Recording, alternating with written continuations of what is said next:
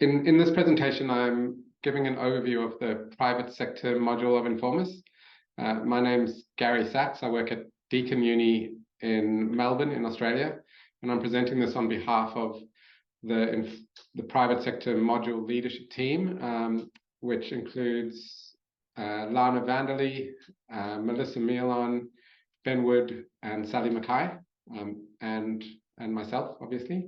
And so in this overview, I'll just lay out the main aims of this module and the components of it and the tools that we've been using, and just give a bit of a flavor of what's involved.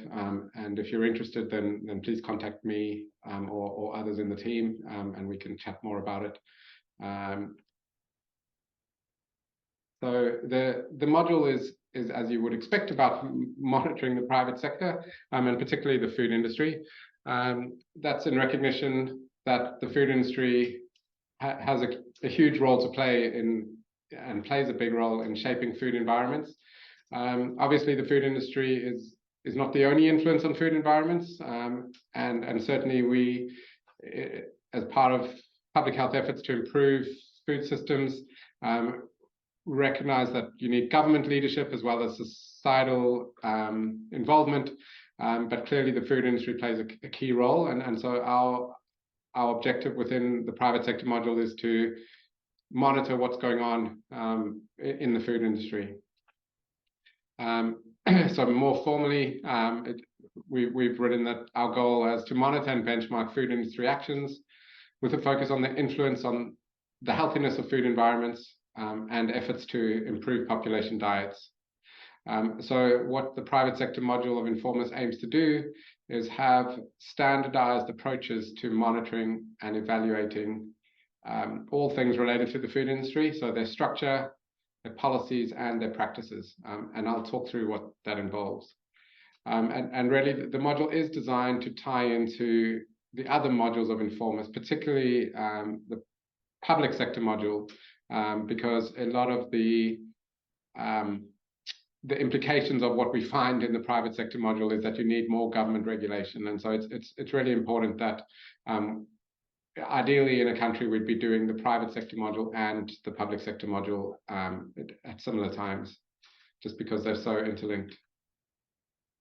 The expected outcomes from work in the private sector module is to try and strengthen mechanisms for increasing accountability. So that's a bit of a mouthful, but really what we want to do is be putting more pressure on the food industry to take the kinds of actions that will improve population diets. And by monitoring what the industry is doing, we hope to inform both government and the food industry on what needs to change. And importantly, as per all Informus modules, we want to be building the knowledge and the skills in how to do the kind of monitoring, evaluation, and advocacy work that Informus is dedicated to. So the private sector module, there's a paper that we wrote in 2013 when Informus was first launched, which set out the broad approach to how we would monitor private sector policies and practices. So that's a decade old now, but I think a lot of what we wrote, I think still stands. Although when you read that, it should be read in conjunction with some of the later papers. And so how we conceptualize it at the moment, there's a heap on the slide, but don't worry, I'll talk you through it. This is really trying to explain the full scope of things that we do in the private sector module. But really it would be probably, if a particular country was interested in doing work in this area, there's no reason to do all of this. So I just, in this video, I'll lay out the activities that you could do, and then I'll talk about which ones I think are a priority focus. So the first bit of what we can do in this area is just getting an overview of what the food industry looks like in a particular country. So looking at who which sectors of the food industry are dominant. So in some countries, supermarkets play a key role, whereas in other countries, they play less of a role. In some countries, fast food chains are really dominant, whereas in other countries, they're less dominant. I think in most countries, the packaged food industry has a huge role to play. But the first, so section A of what we do is about understanding the market structure. So the market size, the number of firms, and the market concentration, which is a measure of how dominant particular firms are. So that's really just a landscape analysis of who the main players are. The section B of the private sector module is looking at for the main companies that are most prominent in a particular country, looking at their policies and commitments related to nutrition. So that's in the area of things like product formulation, nutrition labeling, marketing to kids, etc. The next section C is around, so beyond just their policies and commitments, about what they're actually doing. So how healthy their product portfolio is, the extent to which they're actually implementing nutrition labeling, and basically how much marketing to kids they do. So those sections B and C ideally would go together, that you'd look at both what the companies commit to and what they're actually doing. And we have tools for measuring both of those. Section D, I think, is probably the least developed of our areas of work in this module. And it's been led by Ben Wood in identifying the market-based strategies that companies use to expand their power and dominance. So monitoring in this area would look at what mergers and acquisitions the main companies have done and their tactics for increasing their power and reducing competition. And so this is probably the most innovative part of this module, and Ben Wood has led the way there. Talk to Ben if you're interested in more work in this area. The final section E, is work that has been led by Melissa Milan in a range of countries around looking at the various tactics and strategies that companies use to increase their political power. So Melissa's got a framework for analyzing these activities and has implemented that for monitoring framework in a range of countries, looking at the way that companies lobby government, the way they build constituency in the community, legal strategies they use, and a whole range of ways they build their political power. So look, that's at a really high level of the kind of things we can monitor, but I'll talk through bits of that in detail. So we do have tools and protocols for each of those sections. In this video, I'm not going to go into those in detail, but I guess just to assure you that if you were interested in these areas, there are protocols, and the various members of Informus and the leadership team can talk you through what's involved in each of those. But probably the key tool in this area is the BIA obesity tool. It stands for Business Impact Assessment Obesity. That I'll have several slides on that, which is a tool that was developed by Informus to monitor company policies and commitments, and we've implemented that in a range of countries, and several countries are now implementing it for the second time. And so there's some references there, but I'd invite you to contact the people listed at the bottom there if you wanted more information on any of those. These projects really do suit student work, and they can be quite big in scope or quite small in scope, depending on how much money and resources and time you have available. I guess I wanted to make the point, when we first launched our assessments of company policies and commitments, several people commented that well, it's very all well and good to look at policies and commitments, but it's really the practices that matter, and that is a good point, and so that's often a commentary we get about the private sector module. I guess my response to that is that by looking first at company policies and commitments, it's a good starting point. It's a good way of getting up to speed with what best practice is, and it's a good way of engaging with this area. But ideally, yes, you would look at both policies and commitments and practices. So if you're planning things from scratch, then I'd suggest you try and combine that column B and column C. But we've got an increased focus on company reporting, and I'll talk about that, which I think helps link those two. So we'd be expecting major food companies to both have publicly available commitments and to report on how they're going against those commitments and report on their practices in general. So hopefully that's a way of bridging that gap between column B and column C.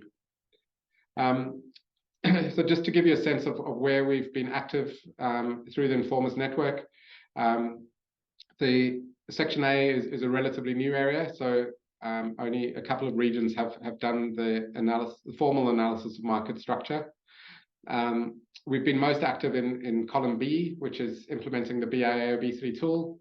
And as I said, several of those countries are now on their second round of implementing that BIA OB3 tool.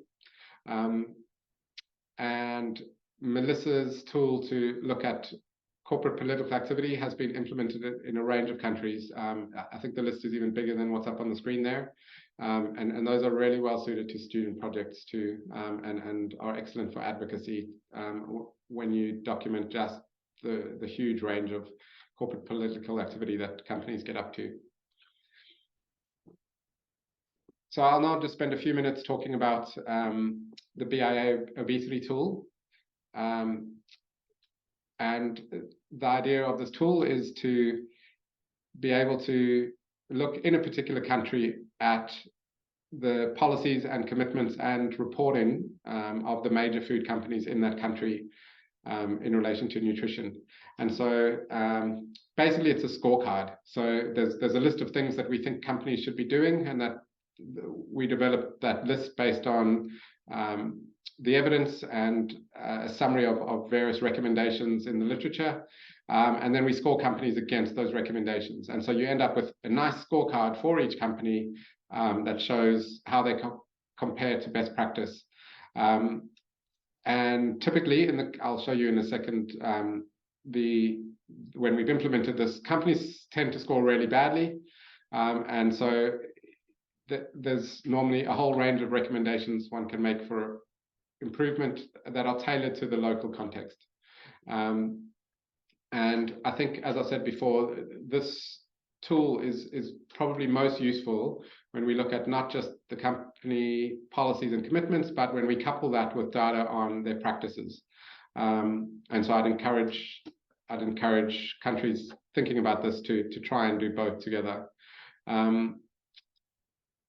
And so the way we score the companies in those areas is based on how transparent they are around what they're doing around nutrition. It is a national level tool. So what we'd be looking for, companies score best when they have a national level commitment, as opposed to some of the multinationals often make very general global statements about their actions around nutrition. But to score well in a particular country, they'd have to articulate what that means in the national context. We also look for their policies to be really comprehensive, covering their whole product portfolio, not just a few products, and also covering a whole range of nutrition areas.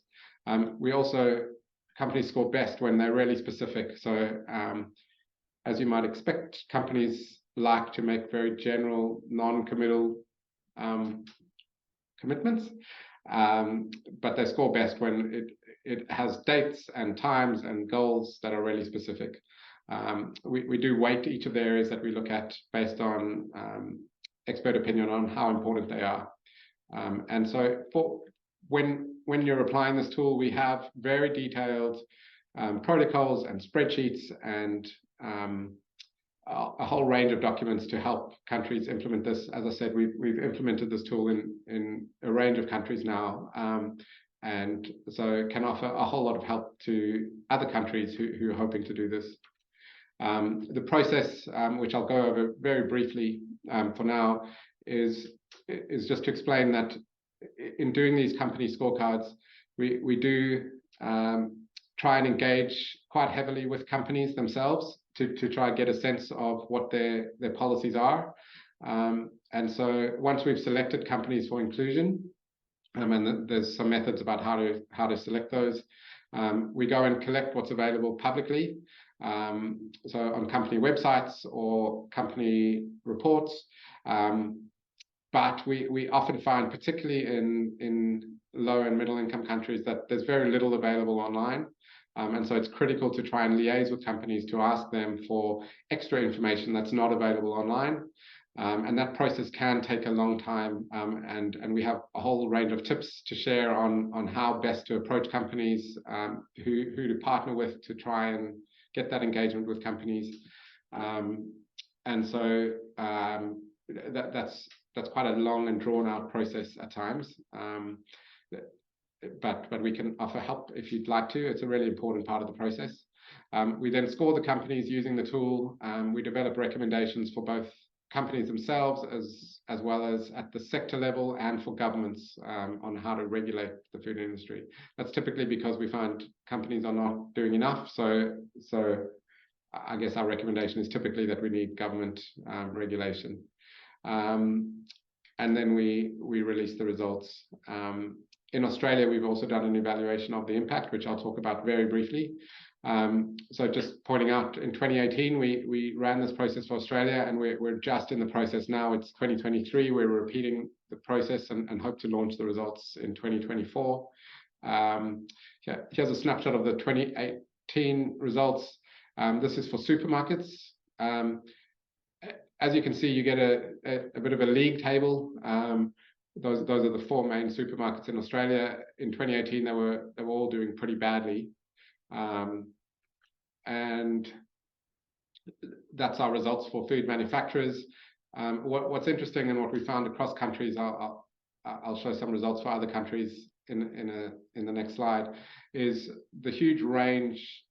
These are all really big companies, but some companies have virtually no nutrition commitments, whereas some of the bigger ones, typically the multinationals, do have quite a big range of commitments, although plenty of room for them to improve as well. But I don't need to go into the detail of the slide, but I will note that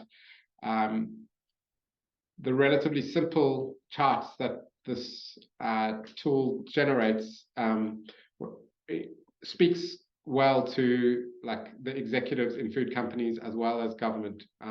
We found that a simple chart like this catches their attention and helps generate discussion about nutrition. And so this is an excellent advocacy tool, an excellent vehicle for getting the conversation going about what needs to happen in the world of nutrition.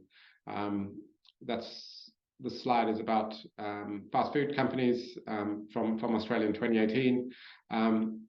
Here I've just put the results from some other countries. Just at a glance, you can kind of see similar patterns that we're seeing across countries, with the multinationals typically doing better than some of the local companies. But I guess the point is all companies have major scope to improve, and a lot of companies just with doing almost nothing on nutrition. And so again, as an advocacy tool, we found this really helpful. In Australia, each time we've launched the results, we've got huge media coverage, and again, that's just helped get the discussion going.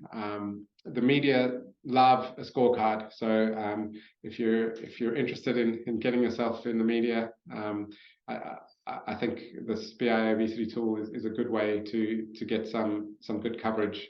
That's just some snapshot of some of the other coverage we got. This was when we were talking about food manufacturers. We did also do an evaluation of the Australian initiative, and and that's been published. That was led by Ella Robinson, who's done a lot of work as part of this. And that evaluation showed that, look, companies definitely took notice of our results.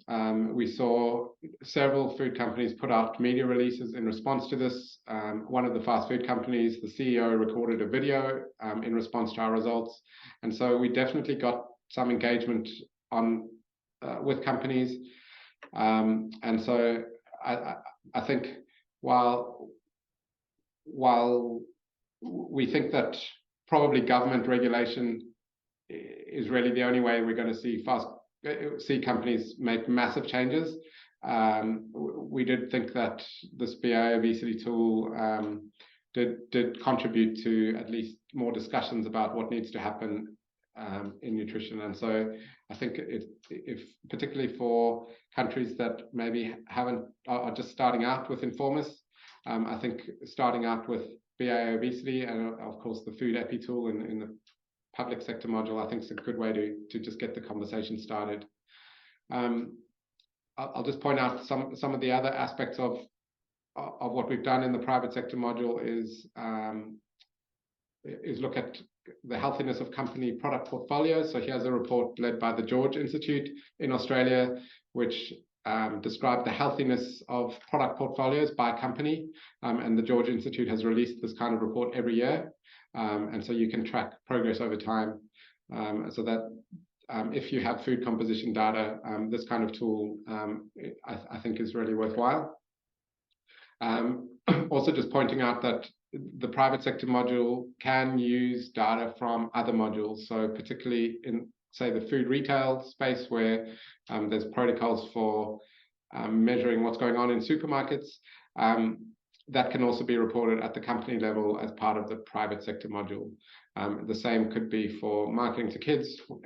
If Informis has been carried out in a particular country, if you aggregate that data by food company, then it makes a nice addition to the private sector module. But just to sort of wrap up this presentation, which is hopefully just giving an overview of what's involved in the private sector module. We are looking to expand the number of countries that have implemented BIA obesity. And at the moment, we're just finalizing the results from several European countries and some African countries who have implemented the tool, which is building our expertise in implementing the tool in a range of different contexts. As I mentioned earlier, we're increasingly focused on company reporting and collaborating with other groups who are working on metrics for sustainability reporting from companies.